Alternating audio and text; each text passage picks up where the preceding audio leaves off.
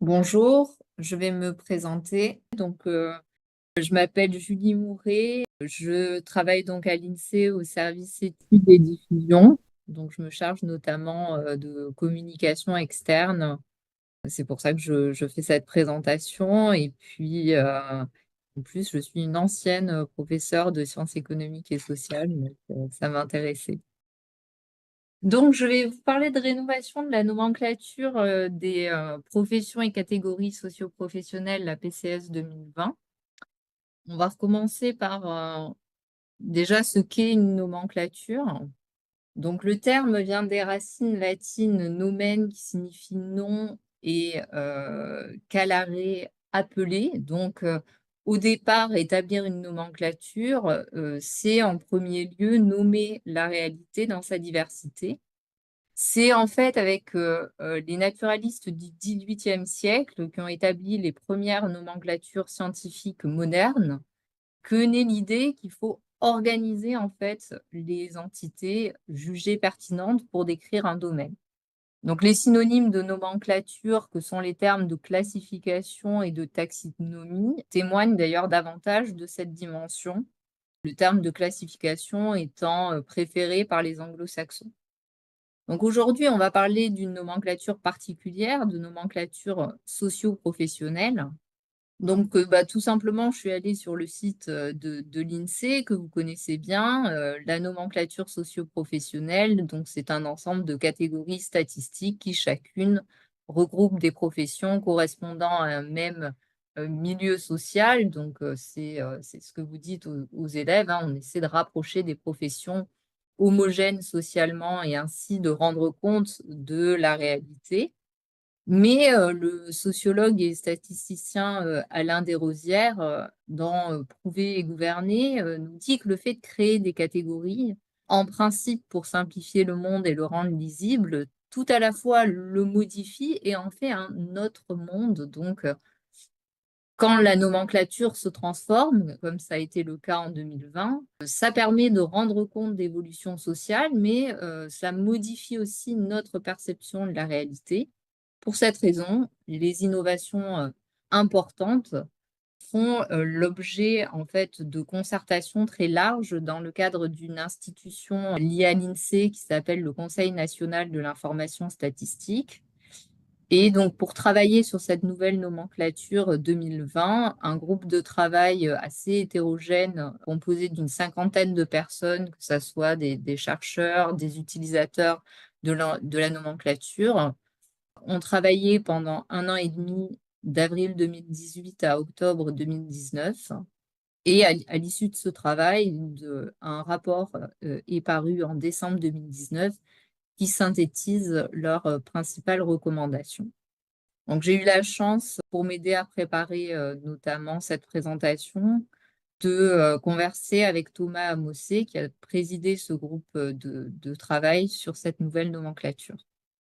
Alors, pour cette présentation, on va suivre le plan suivant. On va commencer par un bref historique de la nomenclature. Ensuite, nous verrons les raisons d'une nouvelle rénovation en 2020, les axes de rénovation de la PCS 2020 et ses usages depuis qu'elle est sortie, les liens entre la PCS 2020 et les nomenclatures internationales, à savoir essentiellement la nomenclature européenne et la nomenclature internationale ISCO. Ensuite, nous verrons qu'il y a un nouveau site internet qui est dédié à la PCS où vous trouverez des outils intéressants. Et puis enfin, une dernière petite partie pour en savoir plus, bibliographique. Donc commençons par un bref historique de la nomenclature. Donc cette nomenclature, elle est apparue en 1954. Pour le recensement de 1954, elle a été élaborée ici à l'INSEE par Jean Porte. Elle renvoie aux principaux clivages qui se sont imposés depuis la fin du XVIIIe siècle pour distinguer les différentes positions sociales, à savoir les métiers, les statuts, donc l'opposition patron-salarié, et les qualifications. Donc, on va distinguer dès le départ dans ce code des catégories socio-professionnelles. Vous voyez, dans la catégorie 6, ouvriers, on va avoir les contremaîtres et les ouvriers qualifiés qui sont distingués des ouvriers spécialisés. Donc, au début, des groupes, simplement des groupes et des catégories socio-professionnelles, 9 groupes numérotés de 0 à 8. En 1982, il y a eu une refonte d'ampleur de la nomenclature qui prend à ce moment-là le nom de nomenclature des professions et catégories socio-professionnelles. Ce sont Alain Desrosières, Alain Goy et Laurent Thévenot qui sont à l'origine de cette refonte. Donc, les principaux changements, c'est l'ajout du niveau détaillé des professions, apparaît le P de PCS, et sont redéfinis les différents groupes et catégories avec l'objectif d'une plus grande homogénéité des catégories. Donc, en particulier, on va avoir la notion de cadre qui avait tendance à prendre une ampleur injustifiée qui va être précisée. En fait, à ce moment-là, la publicité en fait plutôt un type de consommateur sans que ça recouvre une homogénéité sociale véritable. Donc, le terme de cadre va être désormais pris au sens des conventions collectives. Et l'intitulé que vous voyez en catégorie 4, cadre moyen, dans la nomenclature de 1954, va devenir profession intermédiaire. Le terme recouvre mieux en fait ce que représente cette catégorie. Et puis, on va avoir aussi les catégories 7 et 8, personnel de service et autres catégories, qui vont être reventilées en fait dans les autres, et ce qui va permettre en fait de supprimer l'aspect résiduel qu'avait cet intitulé haute catégorie en particulier. Donc par exemple, vous avez la catégorie, dans haute catégorie, vous avez les artistes qui vont être redistribués dans la catégorie 3, le clergé, catégorie 4, armée et police, alors là c'est assez divers, mais on va dire pour l'essentiel d'entre eux, catégorie 4, ça pourrait, puis en fait c'est fonction du grade, donc c'est pas évident. Oui, il y en a certainement dans les catégories 4, il y en a même dans les catégories 3 pour les commissaires, 3, 4, 5. Je crois que j'avais mis 5 parce que il y a vraiment un intitulé, je sais plus comment c'est, police en 55. Ensuite, version PCS 2003. Donc là, cette fois-ci, c'est une simple rénovation et pas une refonte comme en 82, puisque les deux niveaux les plus agrégés, groupes et catégories, ne vont pas être modifiés. C'est simplement au niveau des professions qu'il va y avoir plus de 100 rubriques ajoutées pour tenir compte de l'apparition de nouveaux métiers, essentiellement dans le secteur tertiaire, donc des spécialistes de la formation vont faire leur apparition, les télévendeurs, les cadres des marchés financiers, par exemple. Les raisons d'une nouvelle rénovation en 2020, donc pourquoi on a touché à cette PCS 2003, vous allez me dire en premier lieu parce qu'elle était ancienne, donc il fallait prendre en compte les évolutions des métiers. Il y avait aussi le développement de l'informatique et le développement des enquêtes sur Internet. Donc, il devenait nécessaire d'adapter les modalités de collecte des informations. Nouveaux métiers au sens où se diffusent les technologies numériques, des métiers liés à la transition écologique. Et on voit aussi apparaître une certaine convergence de métiers exercés par les agents publics et les salariés du privé. Donc, par exemple, on en développera un exemple, j'y reviendrai tout à l'heure, mais je vous le donne déjà, par exemple, pour les policiers militaires, dans cette catégorie, il y avait en fait la moitié des personnes qui n'étaient ni policiers ni militaires, mais qui étaient davantage vigiles, agents de sécurité privée. Donc, on a essayé de tenir compte de ces évolutions. Et puis aussi des motifs externes. Une stabilisation de l'environnement international. En juin 2016 a été créée une nomenclature européenne qui s'appelle European Socio-Economic Groups, à partir de la nomenclature internationale ISCO, qui vient du BIT. du Bureau international du travail. Et donc, l'objectif était d'améliorer l'articulation de la PCS avec ces deux nomenclatures internationales, ce qui figurait d'ailleurs dans le programme du Conseil national de l'information statistique à moyen terme pour 2014-2018. Il s'agissait aussi de suivre des recommandations d'un rapport de l'inspection générale de l'INSEE qui s'appelle le rapport Néré-Faucheux et qui recommandait de faire vivre la nomenclature. Donc, il y avait cet objectif de faire évoluer la nomenclature, mais parallèlement, les utilisateurs souhaitaient malgré tout, en fait, conserver un certain nombre de catégories historiques pour pouvoir faire des comparaisons temporelles. Donc, l'objectif, en remodelant la nomenclature, c'était de répondre à ces objectifs partiellement contradictoires. Donc, on va voir quels axes ont été choisis et les usages de cette nomenclature depuis 2020. Donc, c'est des usages assez récents.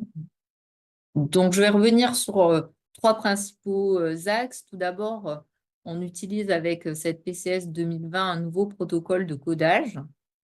Donc, je vais essayer de passer assez rapidement là-dessus parce que je sais que ce ne sera pas le cœur de votre travail de coder la PCS. Ensuite, on reviendra sur l'imbrication profession CSP, GSP. Et puis, surtout, je vais vous parler des catégorisations complémentaires qui sont nées avec cette PCS.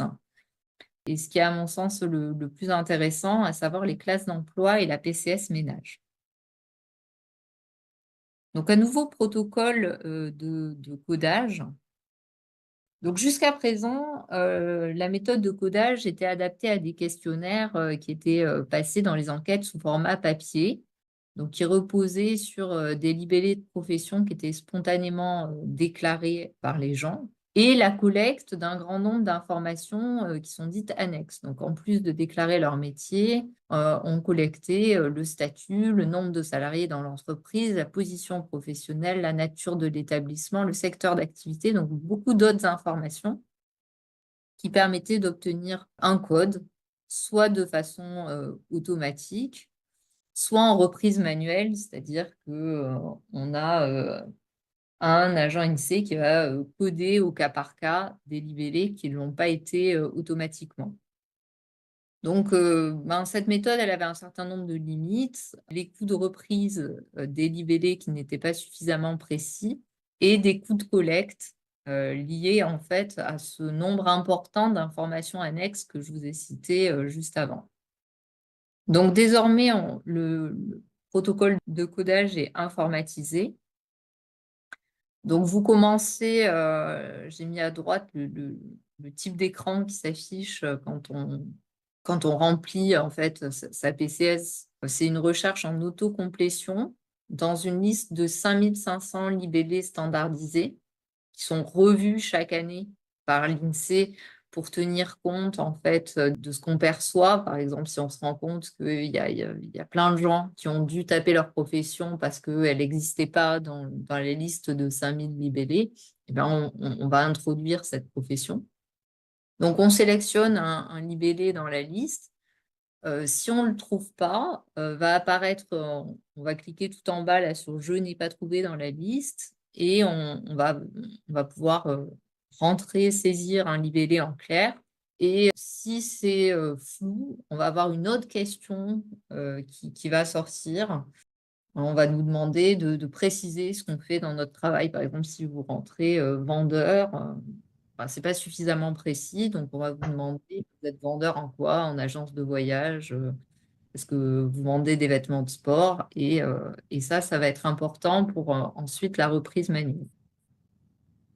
Donc, l'avantage de ce protocole, c'est qu'il permet d'avoir un nombre de variables annexes fortement réduit par rapport à l'ancien protocole de codage. Donc, pour les salariés, on a simplement besoin du statut d'emploi, de la nature de l'employeur et de la classification professionnelle. Donc, 3 variables. Et pour les indépendants, il y a simplement 2 variables annexes qui sont utiles. Le statut d'emploi, à nouveau, et la taille de l'entreprise. Et en fait, en fonction de ces variables annexes, avec un même libellé de profession, il va y avoir différents codages possibles. Donc, je vous ai mis un exemple pour la profession de jardinier, par exemple, selon si vous êtes salarié, indépendant ou aide familiale, c'est-à-dire que vous travaillez avec quelqu'un de votre famille sans être rémunéré, hein, c'est la première variable annexe, on va pouvoir avoir tout un tas de codages différents. Vous pouvez faire le test sur le site de la PCS 2020. Alors, je vais le faire là directement. Donc là, vous pouvez rentrer, on va dire que vous êtes une femme, vous êtes prof. Donc vous commencez à écrire, vous voyez, ça se complète tout seul. Vous êtes prof, je ne sais pas, vous êtes prof agrégé en lycée. Vous voyez que ça se met au féminin, on comprend tout bien. Donc vous êtes salarié de la fonction publique, a priori, et dans cet emploi, vous êtes agent de catégorie A. Je lui ai rentré toutes les variables annexes. Il me sort le code PCS en 4 positions. Vous êtes 34 à 1. Donc ça, c'est d'ailleurs quelque chose peut-être qui est faisable avec des élèves en classe, de leur faire rechercher la PCS de leurs parents, grands-parents, que ce soit pour travailler sur la mobilité sociale ou autre. Et puis, si on change un peu, si vous n'êtes pas prof agrégé au lycée, mais que vous êtes prof à domicile, vous êtes à votre compte et dans une entreprise où vous travaillez seul, et là, cette fois-ci, ce n'est pas le même code. Vous êtes catégorie 4, 42 à 4, professeur de soutien scolaire.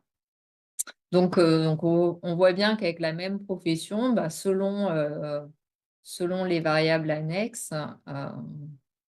on n'obtient pas la même chose. Donc les avantages de ce nouveau protocole, il permet une simplification du processus de codification. En fait, sur ce site que je vous ai montré, nomenclature PCS 2020, il y a toutes les informations pour pouvoir coder. Donc, les instituts de sondage, des équipes de recherche peuvent s'en emparer. Autre avantage très important, ça permet des regroupements de libellés de façon ad hoc et ainsi de pouvoir faire des analyses sur des domaines professionnels transversaux aux catégories de la nomenclature.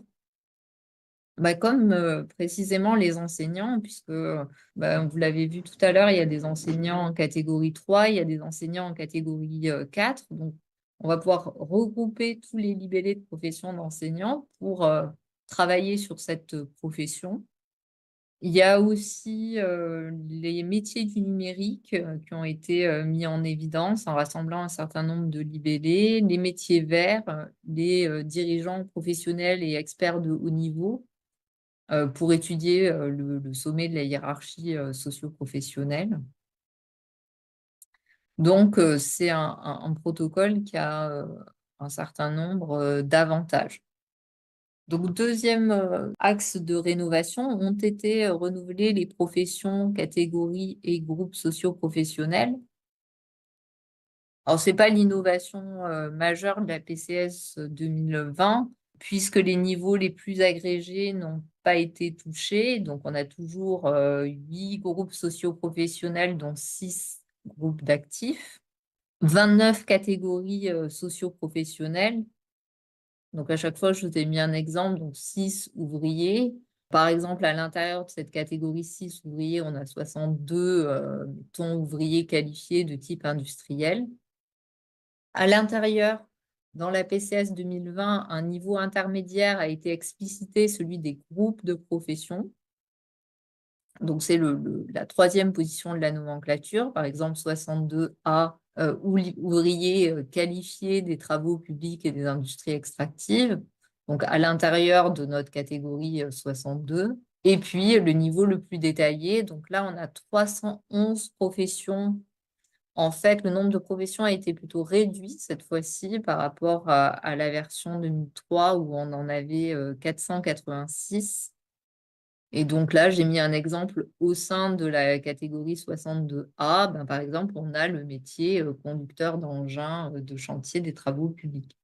Donc, un nouveau niveau détaillé à côté des groupes et catégories, c'est ce que je vous disais. Donc, moins de rubriques, 311 professions au lieu de 486, de taille plus homogène, avec une représentation plus équilibrée des professions majoritairement masculines et féminines. Reformulation de certains groupes et catégories pour mieux rendre compte de leur composition.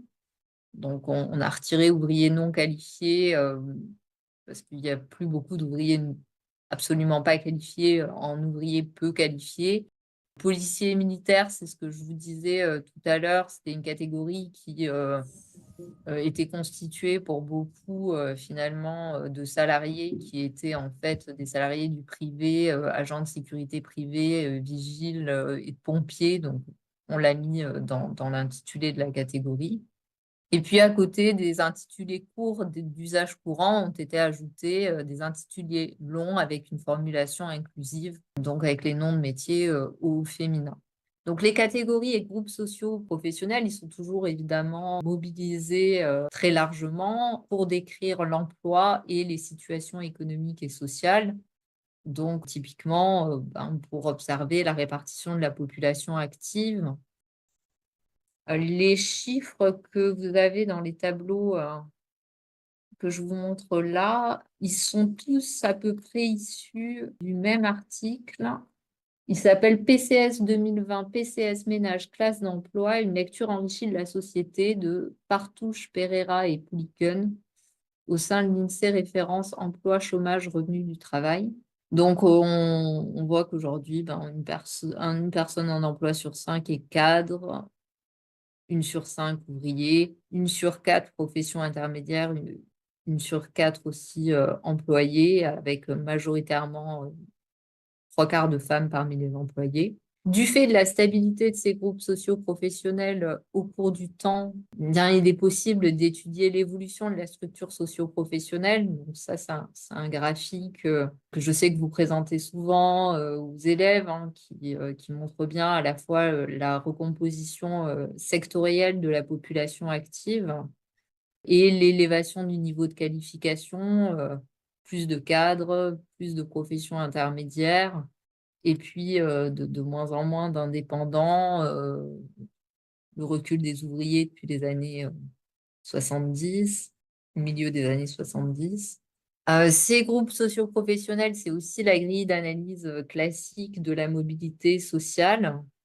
Donc, on perçoit ici que la mobilité sociale concerne 2 tiers à peu près, hein, en 2021 des femmes par rapport à leur mère, hein, à peu près pareil pour les hommes. Et il s'agit essentiellement d'une mobilité ascendante, hein, en lien avec l'élévation du niveau de qualification. Et puis, donc, nouveauté de la PCS 2020, des catégorisations complémentaires, les classes d'emploi et la PCS ménage. Alors, les classes d'emploi, ça ressemble à ça. C'est une nouvelle grille de lecture actualisée de la structure du monde du travail. Donc, vous n'avez peut-être pas vu encore beaucoup d'études qui l'utilisent, mais ça va être de plus en plus le cas. Donc, il s'agit d'un nouveau principe d'agrégation des professions qui actualise donc par rapport à la PCS la hiérarchie des emplois salariés selon leur niveau de qualification. Donc, vous avez les emplois salariés de niveau supérieur, de niveau intermédiaire, etc. Qui distingue ces emplois salariés selon le type de contrat, la nature de l'employeur et l'orientation de l'activité. Et surtout qui distingue les indépendants et en donne une vision hiérarchisée, ce qui n'était pas du tout le cas dans la PCS. Des indépendants, à chaque fois on dit que les indépendants, on ne peut pas les comparer aux catégories de salariés. Avec les classes d'emploi, on peut, puisqu'on a des sous-classes hiérarchisées. Vous voyez le I1 de niveau supérieur, puis de niveau intermédiaire et des petits indépendants. Donc, on va pouvoir, par exemple, étudier le haut de l'échelle sociale en regroupant le I1 des indépendants avec la classe A des emplois salariés de niveau supérieur, et ainsi de suite, le I2 des emplois indépendants de niveau intermédiaire avec la classe B des emplois salariés de niveau intermédiaire, etc. Donc ça va être assez intéressant pour les études de pouvoir rassembler les indépendants les plus qualifiés, moyennement qualifiés, peu qualifiés, avec les salariés les plus qualifiés, moyennement qualifiés et peu qualifiés. Les différents niveaux, là, de niveau supérieur, de niveau intermédiaire, hein, qualifié, peu qualifié, ça correspond au niveau de qualification lié au diplôme. Et pareil pour les indépendants. Donc, par leur approche multidimensionnelle, les classes d'emploi rendent bien compte, mieux que les PCS, des inégalités dans la durée du travail. Donc, c'est assez intéressant à mobiliser pour travailler sur le marché du travail. Et donc, ben, par exemple, en ce qui concerne le nombre d'heures travaillées, effectivement, ben, on voit que sans trop de surprise, que les indépendants déclarent un volume d'heures travaillées supérieur aux salariés. Et puis, plus le niveau de qualification parmi les salariés s'élève, plus le nombre d'heures travaillées est important.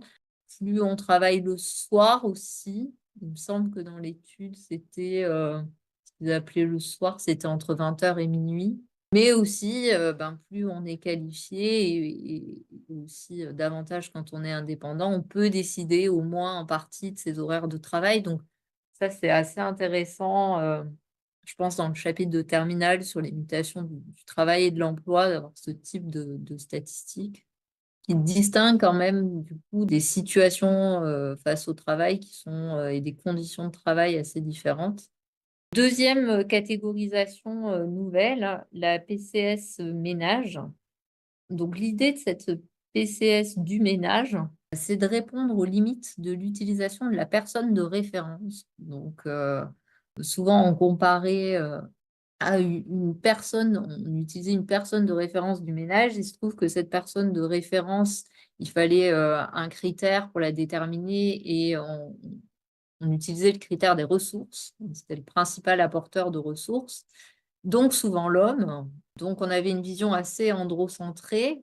Aujourd'hui, dans des couples où la biactivité est quand même devenue la norme, c'était assez problématique. Donc la PCS ménage, elle vient répondre à ces limites de l'utilisation de la personne de référence. L'idée, c'est d'articuler les groupes socioprofessionnels des adultes d'un même ménage en fonction de leur configuration familiale. Est-ce qu'ils sont mono ou biactifs? Est-ce que c'est un couple homogame ou hétérogame? Donc, un ingénieur et une professeure des écoles, avant la rénovation, on disait que c'était un ménage cadre. Là, dans la PCS ménage, ça va devenir un ménage à dominante cadre, hein, on va tenir compte des deux. Et même ouvrier, professeur des écoles, ça va, au lieu que ça soit un ménage ouvrier, ça va être un ménage à dominante intermédiaire.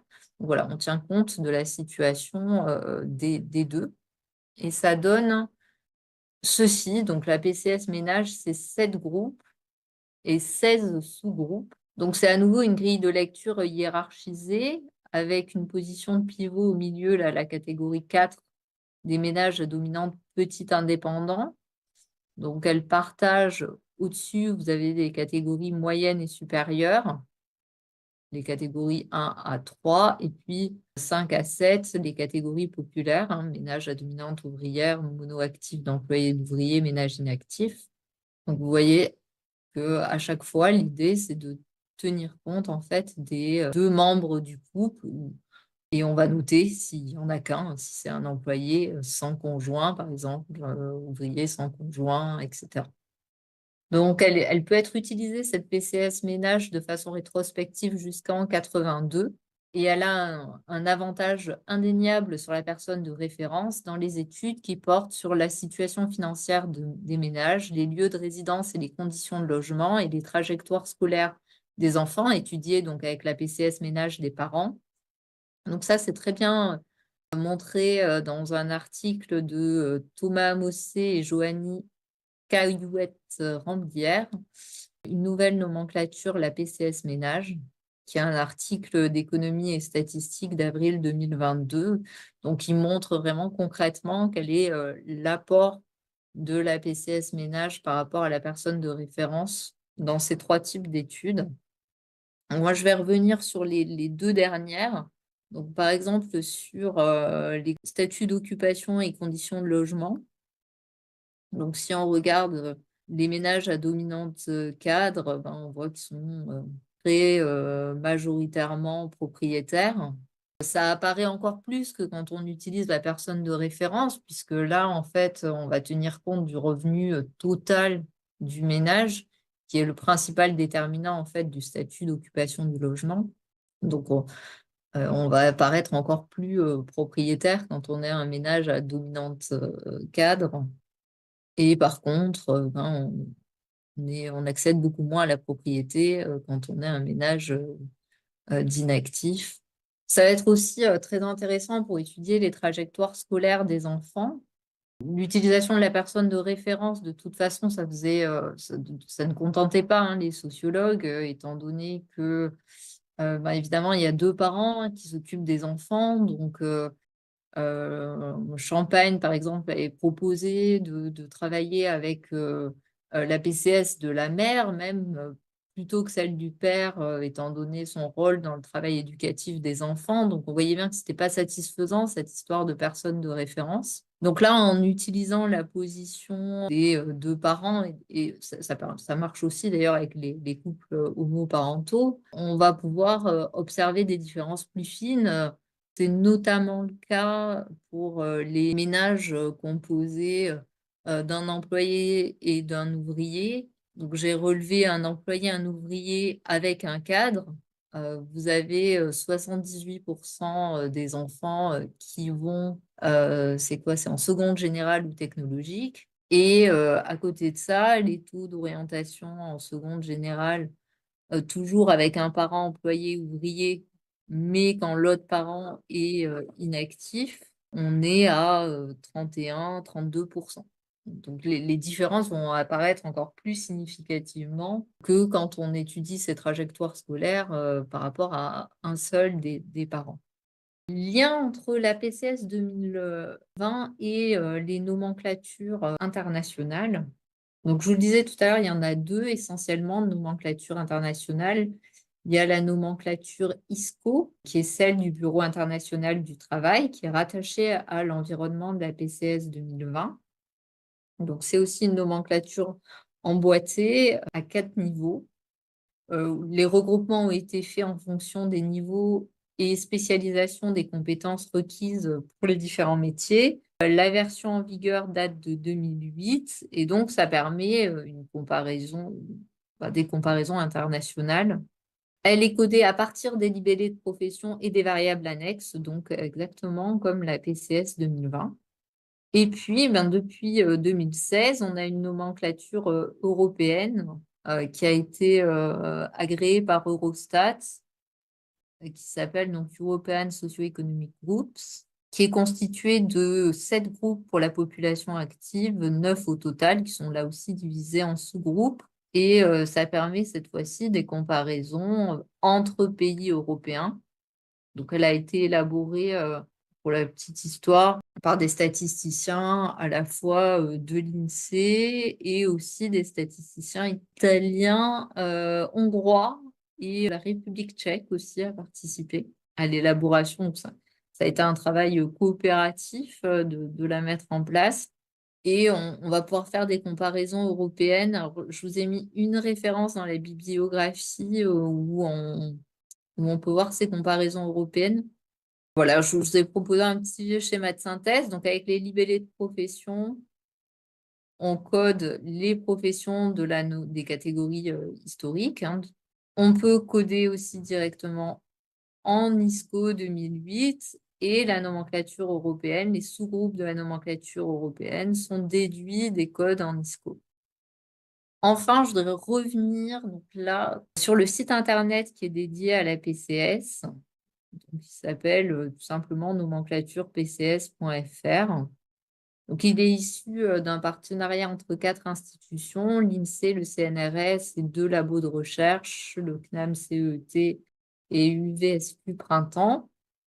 Il est composé de 4 rubriques: découvrir, naviguer, décrire et coder, pour répondre aux attentes des différents utilisateurs de la nomenclature, dont, vous faites partie en tant qu'enseignant. Dans la partie découvrir, vous avez des choses sur l'histoire de la nomenclature, sur ses principes. Dans naviguer, vous pouvez naviguer dans l'arborescence de la nomenclature, donc c'est un peu ce qu'on retrouve sur INSEE.fr. Coder, c'est plutôt pour des producteurs de données publiques ou privées, donc ça va pas tellement vous concerner, c'est vraiment comment on code cette PCS. Quoique, c'est dans cette partie-là qu'il y a le petit truc où vous pouvez rentrer votre profession et trouver le code, donc ça peut faire un petit exercice pour les élèves. Et par contre, ce qui va vraiment vous intéresser, c'est la partie de l'onglet «Décrire» de la nomenclature, où il y a tout un tas de données. J'en ai mis là un exemple, donc plein de données en lien avec le programme de SES, mais je vais essayer de vous en montrer d'autres en allant directement sur le site. Alors, donc les différents onglets: découvrir, naviguer, coder et puis décrire. Alors dans vue d'ensemble, vous avez, globalement la composition, des différents groupes socio-professionnels aujourd'hui. Portrait de groupe.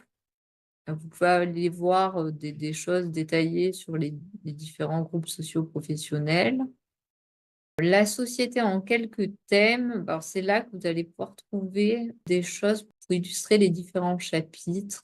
Par exemple, donc dans mobilité sociale, vous allez avoir des données, actualisées sur la mobilité, sociale à partir, vous voyez, de l'enquête emploi 2022, donc c'est vraiment tout le temps, mis à jour. Si je retourne là-dedans, marché du travail, donc vous allez avoir, des données pour, objectiver les différences de situation sur le marché du travail.